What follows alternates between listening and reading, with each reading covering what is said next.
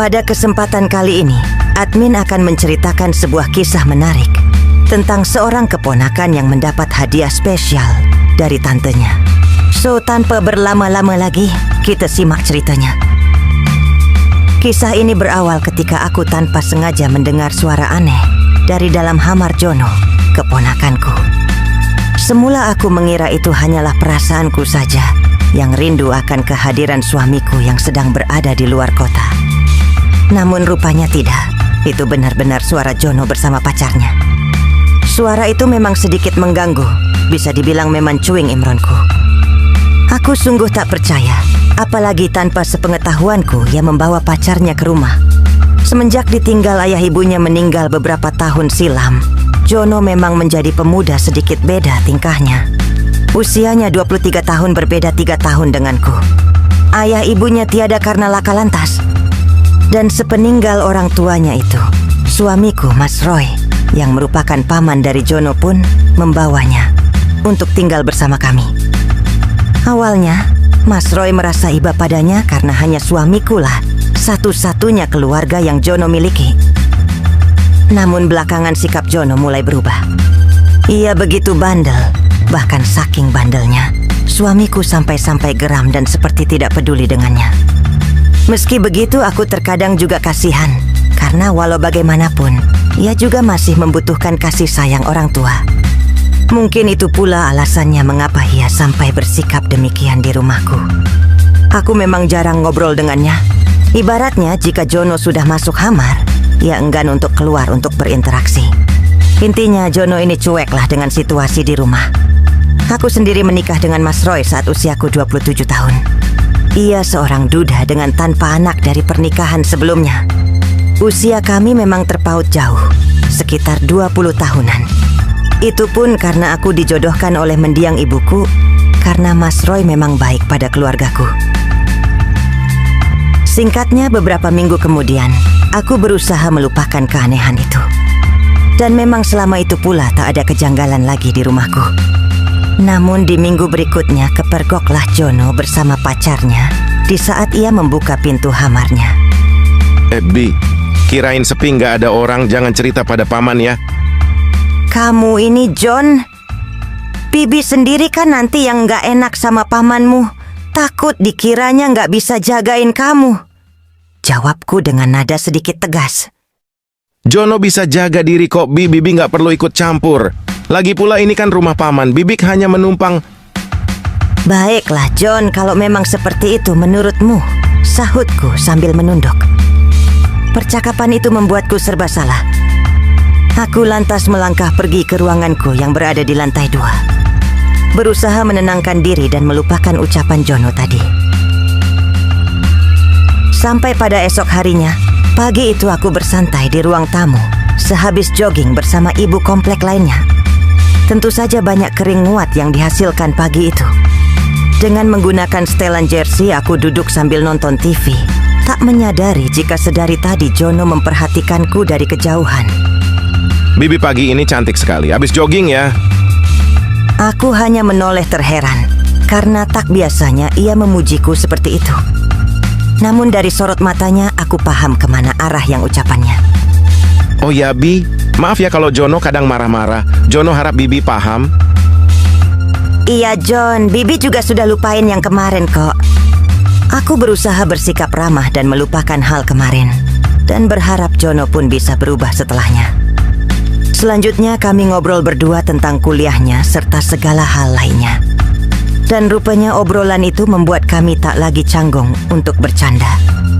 Keakraban kami membaik, dan itu berlanjut hingga suamiku pulang dari luar kota. Tentu saja aku senang. Dan seperti biasa, pada malam harinya aku menunaikan ibadah bersama suamiku setelah lama tak berjumpa. Meskipun pada akhirnya aku sedikit kecewa, karena Mas Roy selalu saja lebih dulu tiba di pangkalan udara daripada aku. Ditambah lagi saat itu ia kembali menerima telepon dari bosnya yang meminta esok harinya keluar kota. Nasib, gumamku. Setelah kepergian suamiku, aku kembali menjalani hari-hari seperti biasanya. Begitu pula dengan Jono yang juga sama. Di saat makan siang bersama, percakapan basa-basi canda tawa pun terlewati dengan ceria. Aku makin akrab karena memang di rumah hanya kami berdua. Intinya saat itu aku berusaha untuk menjadi bibik sekaligus orang tua yang baik untuknya. Hingga suatu malam, tepat beberapa hari setelah kepergian suamiku, entah kenapa saat itu aku merasa sepi dan hampa. Entahlah, aku tiba-tiba merasa kesepian melanda. Bahkan sulit memejamkan mata alias insomnia. Hingga beberapa menit kemudian, tepatnya jam 10 petang, ku dengar suara motor Jono tiba di garasi. Dia baru saja pulang dari urusan kampusnya. Tentunya dia kecapean.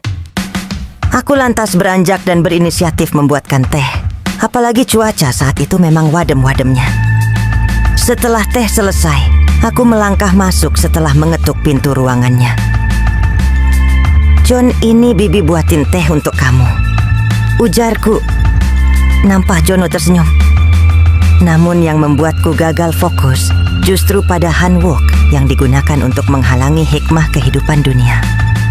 Walah, pikirku. Letakkan saja tehnya di sana, Bi. Jono menunjuk meja lalu menoleh ke arahku yang kala itu menggunakan daster seperti biasanya. Di saat aku beranjak pergi, Jono tiba-tiba berkata, Bi, maaf ya, kemarin aku nggak sengaja ngintuips Bibi sama Paman Skibi di Pau-Pau. Tapi aku heran. Jono menjeda ucapannya lalu melangkah ke arahku. Tentu saja aku dak-dikdoh. Sepertinya Bibi kecewa dengan solusi masalah Paman. Sambung Jono dengan nada bercanda. "Maksud kamu apa, John?" tanyaku. Jono ngerti kok, Bi. Jono kan udah pengalaman. Bagaimana jika... Jono kembali menjeda ucapannya, dan aku paham betul kemana arah ucapannya. Entah mengapa aku menjadi kelu untuk menjawab. Namun belum sempat aku berkata, Jono memberi sambutan lainnya. Hal itu benar-benar jauh dari bayangan. Namun tak urung aku menyesuaikan saran dan langkah permasalahan. Sampai ketika Jono mengambil hikmah kehidupan dunia fana dan meletakkan pada wadiahnya. Aku cuma bisa ceramah rohani dan komentar meski tak jelas maknanya.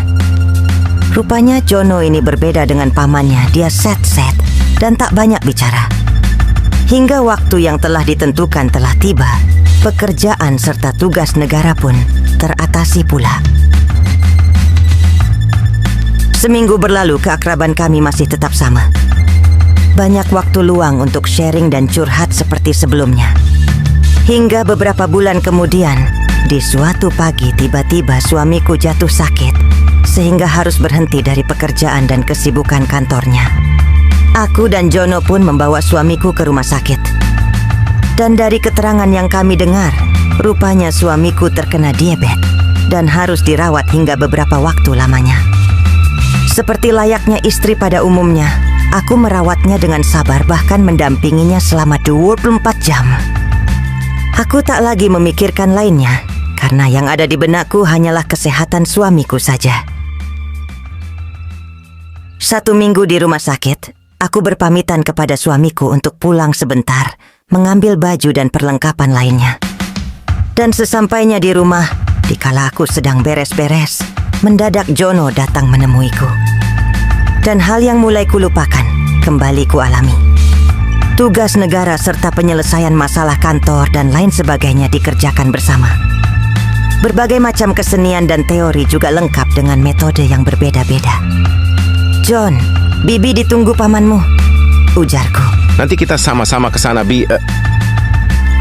Hingga di akhir tugas pemerintahan tersebut, Jono meletakkan tugas beserta berkas pada tempat yang tersedia. "Kenapa harus di sana, John?" tanyaku. Jono nggak sengaja, Bi.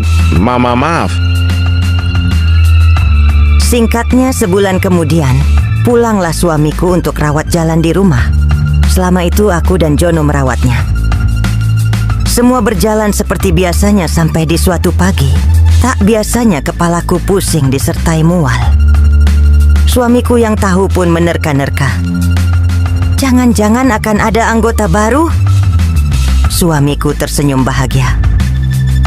Tentu aku mengerti apa maksudnya. Namun aku tak menjawab karena bingung.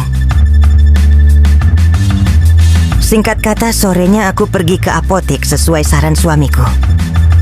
Di sana aku membeli alat tulis kerja untuk memastikan kebenarannya. Dan rupanya memang benar adanya. Aku, Halimah, dan kabar tersebut direspon bahagia oleh suamiku. Begitu pula dengan Jono. Namun ketika aku berada di dapur hendak menyiapkan makan malam, Jono berjalan ke arahku sambil senyum-senyum. Selamat ya, Bi. Akhirnya aku berhasil juga. Sontak aku terdiam bengong mendengar perkataannya.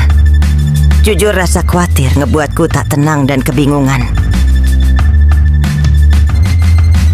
Singkat cerita, usia Halimah tersebut sudah berjalan 3 bulan. Selama itu pula Jono pun rajin menabung deposito banknya. Namun semua tak berlangsung lama, karena beberapa hari kemudian hal tak terduga kembali kualami. Keakraban tersebut diketahui oleh suamiku. Mas Roy pun kahet.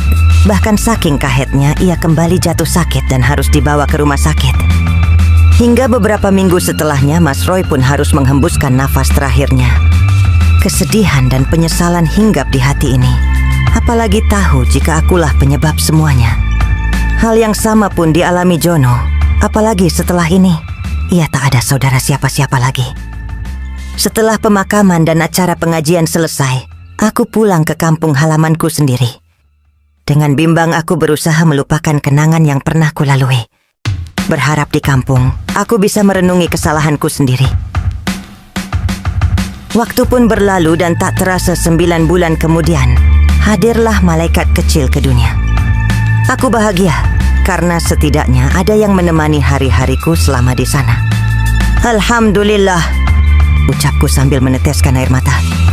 Keluarga di rumah pun juga begitu senang dan antusias dengan hadirnya anggota baru mereka. Mereka semua menerimaku dengan ramai, ceria dan bahagia. Hingga sebulan kemudian, aku yang hendak pergi ke pasar untuk berbelanja, mendadak kahet melihat mobil hitam terparkir di depan halaman rumahku. Sosok pemuda yang telah aku lupakan kembali datang menemuiku. Jono, ngapain kesini? Dari mana kamu tahu rumah Bibi? Tanyaku terkejut. Sekarang aku sudah berubah, Bi. Aku sudah mandiri. Jujur, Jono selama ini mencari Bibi kemana-mana. Jono ada pesan surat dari mendiang paman sebelum meninggal dulu. Bacalah, Bi. Jono memberikan surat padaku sambil berkaca-kaca. Aku lantas menerima surat tersebut dan membacanya. Apapun yang terjadi, biarlah terjadi. Aku titipkan Jono padamu, istriku. Bahagiakan dia seperti kamu membahagiakan aku. Karena selama ini Jono tidak pernah mendapatkan kasih sayang. Aku mohon kepadamu, istriku, ingat amanat ini baik-baik. Setelah membaca surat itu, aku dan Jono akhirnya duduk di depan teras rumahku. Dia menangis begitu pula denganku. Dan akhirnya cerita ini diketahui oleh ibu dan kakakku. Mereka pun merestui aku dan Jono. Hingga di bulan berikutnya kami pun meresmikannya. Pesanku, Tuhan tidak akan pernah memberikan cobaan hidup di luar batas manusia selama kita mau berikhtiar baik kepadanya. Pasti keajaiban itu ada dan akan datang pada waktunya. Terima kasih sobat, semoga terhibur dan terinspirasi. Amin ya Rabbal Alamin.